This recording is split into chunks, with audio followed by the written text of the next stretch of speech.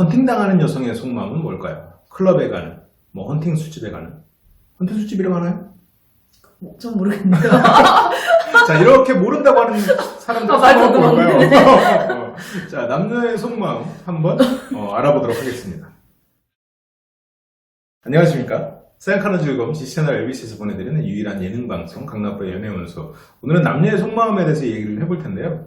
저는 솔직히 말씀드리면 드릴 말씀이 별로 없긴 합니다. 왜냐면 뭐 딱히 뭐 속마음을 숨길 만한 그런 상황이 없어요. 그렇죠.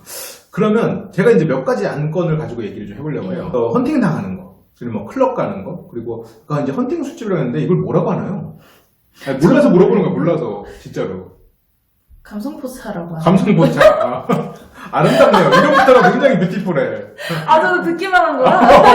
진짜, 아니, 막, 그, 감성이라고 하는 굉장히 센스티브한 단어와, 포차라고 하는 아니, 굉장히. 감성술집인가? 고전, 모르겠어요, 저도 사실. 네. 그래요. 진짜 모르는 걸 수도 있을 것 같아요. 왜냐면, 들어갈 때도 이미 멀쩡한 정신으로 들어간 적이 없어.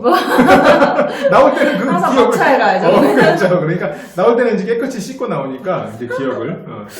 이제 그래서 기억을 못 해칠 수도 있어요. 그리고 혹시라도 고영자님이 지금 거짓을 말한다고 오해하지 마시고 정말로 기억이 없는 거예요. 이미지죠.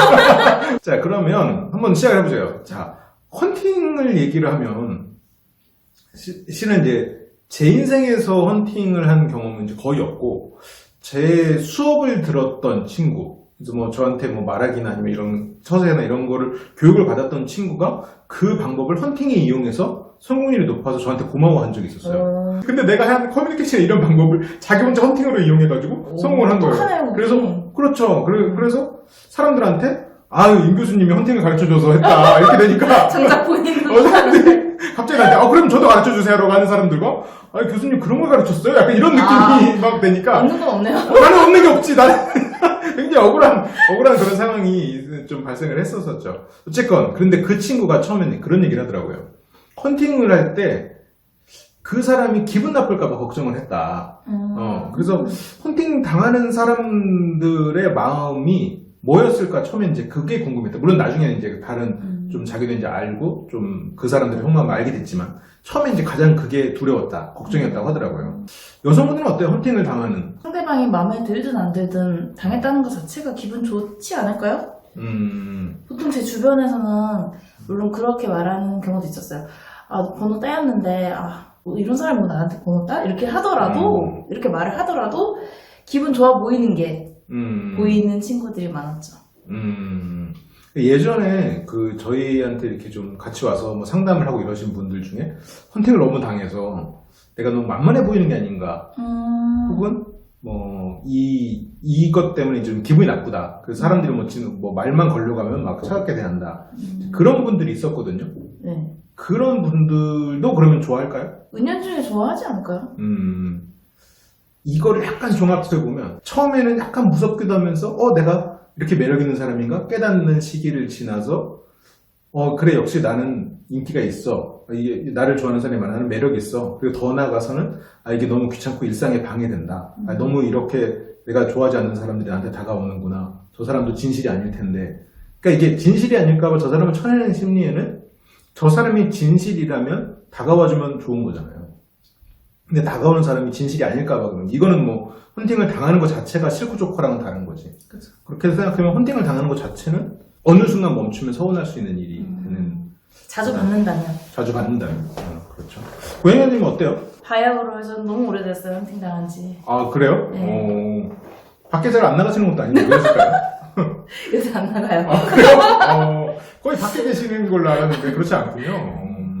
자, 그러면 일단 빨리빨리 넘어가 봅시다. 그 다음으로 클럽에 음악을 들으러 간다는 사람들이 참 많아요. 이렇게 좀 그런 분위기를 즐기고. 근데 이게 많은 그 남녀 사이에서 트러블의 원인이잖아요. 그쵸. 이렇게 나는 음악 들으러 가는 거니까 오해하지 마라. 너는 안 된다. 근데 약간 이렇게 말하는. 남자든 여자든. 이것에 대해서는 어떻게 생각하세요? 그러니까 이거를 그렇게 예를 들어서 남자친구한테 말한 친구가 실제로 클럽에 가서 하는 행동을 말해줘 보세요. 남자친구한테 말한. 자기는 클럽 가서 음악을 좋아해. 근데 정말 그 사람이 음악을 듣는지. 글쎄요, 애인 있는 상태에서 간 친구들은 없어서 잘 모르겠는데, 보통은 음악 들으러 간다는 친구들 중에서는 솔직히 괜찮은 사람 있으면 한번 노는 것도 괜찮을 것 같다라는 전제는 깔려 있는 것 같아요. 100%는 아닌 것 같아요, 그게. 음악을 듣는 게 100%는 예. 아니다. 다 그렇지 않나요? 음악 들을 거면 그러면 집에서 음악 들으면 되지 뭐. 물론 춤을 추는 걸 좋아하는 친구들은 있죠. 그래서 가는 건 그렇다 치는데 그래도 은연중에 그런 거 깔리지 않을까 싶어요. 애인 없는 친구들은.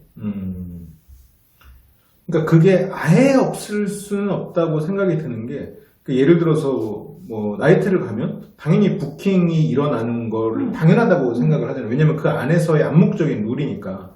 그런데 거기에 가서 그거를 불쾌하는 태도를 보이는 건, 물론 그게 불쾌할 수는 있어요. 그러면 안 가, 보통. 근데 불쾌한 경험을 하고 또 가는 건 불쾌한 경험을 넘어서는 가치를 발견을 했거나 불쾌하지 않거나 둘 중에 하나잖아.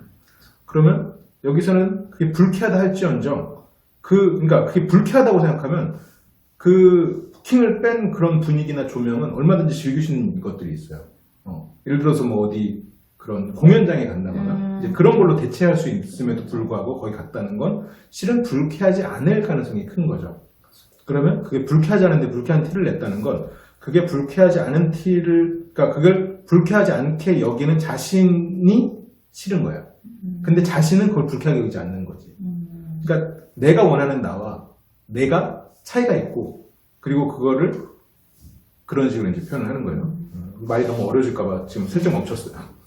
그 보통 약간 그건 있는 것 같아요. 진짜 근데 제 측근 중에는 댄스를 하는 친구가 있어서 애인이 있는데도 클럽을 간 적이 있었어요. 근데 그 친구는 대신 무리로 가는데 거기에 남녀가 섞여 있는 거죠.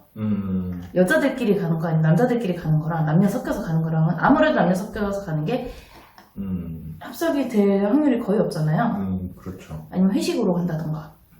그런 경우는 또 틀릴 것 같긴 해요. 그럴 수 있을 것 같아요. 단체로 가면 아무래도 좀 합석이 조금 덜 되지만 또 그 안에서도 뭐 능력자들은 다 화장실 가는 사이에. 그렇죠. 그러니까 그런 경우에는 이게 일상이 되진 않잖아요. 그리고 그거를 하기 위해서 상대를 설득하지 않는다고.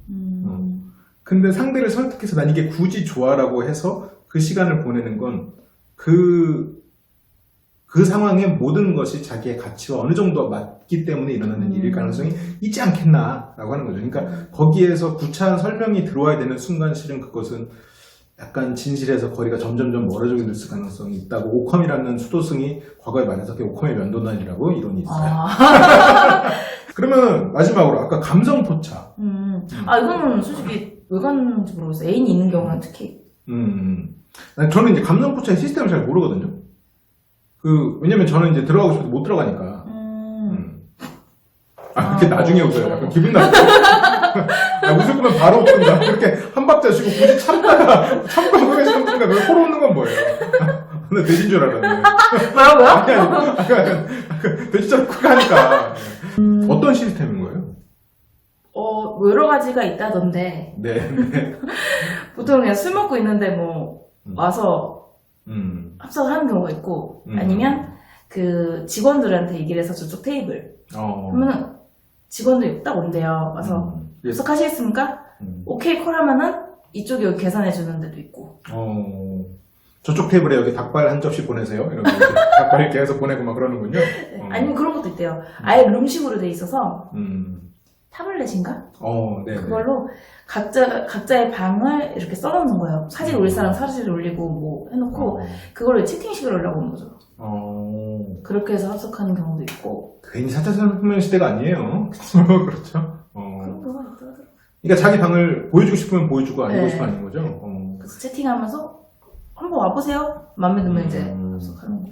저도 이제 그런 데 가서 막 그 테이블을 합석하고 이런 친구들 얘기를 들어보면 일단 남자의 마음은 그렇습니다.